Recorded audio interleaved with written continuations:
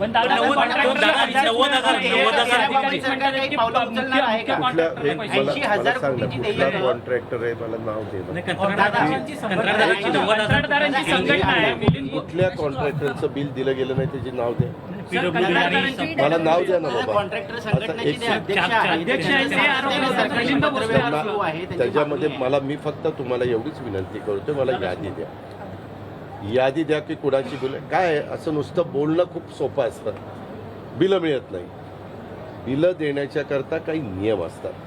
काम झालंय का, दर्जाचं झालंय का, त्याच्यामध्ये कुठली अडचण नाही ना वगैरे, ह्या सगळ्या गोष्टी तपासून त्याच्यामध्ये अलीकडच्या काळातच अशी बिलं थकल्याचं आम्ही बिलं थकू देणार नाही.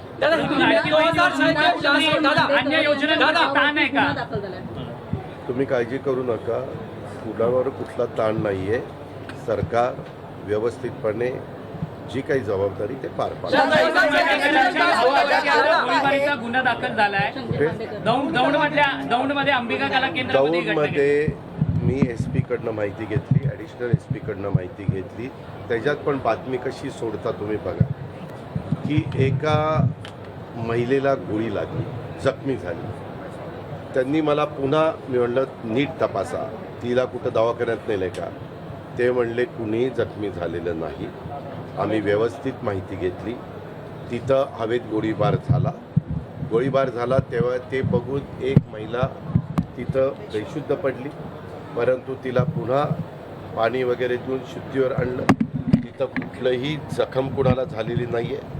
त्या संदर्भामध्ये कुठलाही राजकीय हस्तक्षेप होऊन देऊ नका, अशा प्रकारच्या सूचना जिल्ह्याचा पालकमंत्री म्हणून मी दिलेल्या आहेत. मी स्वतः गिल म्हणून तिथले SP आहेत, त्यांच्या संपर्कात आहे. तिथं बिरादार म्हणून ॲडिशनल SP आहेत, त्यांच्या संपर्कात आहे. त्यामध्ये जी नावं निष्पन्न होतील त्यांना अटक करा. ती कुणाशीही संबंधित असू द्या. तुम्ही लगेच सांगितलं शंकर मांडेकरांचा तो भाऊ आहे, तो सख्खा भाऊ नाही, तो चुलत भाऊ असण्याची शक्यता आहे. परंतु कुणीही असू द्या, त्यामध्ये त्यांच्यावर ॲक्शन घ्यायला सांगितलेली आहे. त्यांना अटक करण्यात आलेली आहे आणि पूर्णपणे त्याचा तपास हे का घडलं, कशामुळं घडलं, का फायरिंग हवेमध्ये केलं गेलेलं आहे आणि त्यांना तो त्यांच्याकडं लायसन आहे का, त्यांच्याकडं वेपन ठेवण्याचं, ह्या सगळ्या गोष्टी तपासायला सांगितल्यात. आणि ज्यांचा कुणाचा दोष आहे त्यांच्यावर सक्त कारवाई करा. त्याच्यात जमलं तर मकोका पण लावा. इथपर्यंतच्या सूचना आपण दिलेल्या आहेत. बीड जिल्ह्यात समोर आलेला आहे. त्याच्यामध्ये जवळपास 16-17 वार त्या व्यक्तीच्या पाठीमागे होत्या. मी बीडचे पालकमंत्री आहात, त्या प्रकरणात काहीच कारवाई. आपल्याला एक माहिती आहे, पालकमंत्री आत्ता मी झालो तिथं. ही घटना घडली, ही मागे घडलेली आहे. त्याचा जे काही रिपोर्ट आलेला आहे तो रिपोर्ट आत्ता वेगवेगळे चॅनल दाखवत आहेत, पेपरमध्ये आलेला आहे.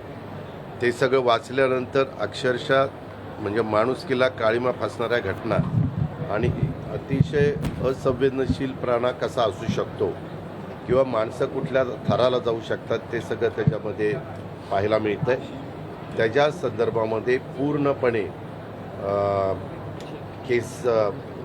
गुन्हा दर्ज गेलेला आहे. ह्याच्यामध्ये पोलिसांच्याकडनं देखील पूर्ण जे काही FIR दाखल केल्यानंतर न्यायालयाच्या समोर जी काही मांडणी करायची असते त्याच्यात ह्या सगळ्या गोष्टीचा अंतर्भाव केला गेलेला आहे. आणि जो कोणी दोषी असेल त्याला त्याच्यामध्ये न्यायव्यवस्था निश्चितपणे कडक शासन करेल, हा आम्हाला विश्वास आहे, खात्री आहे. आणि ह्या पद्धतीने सरकार तिथं बारकाईने लक्ष ठेवून आहे. आता isakal.com आहे देशातील नंबर 1 ची मराठी न्यूज वेबसाईट.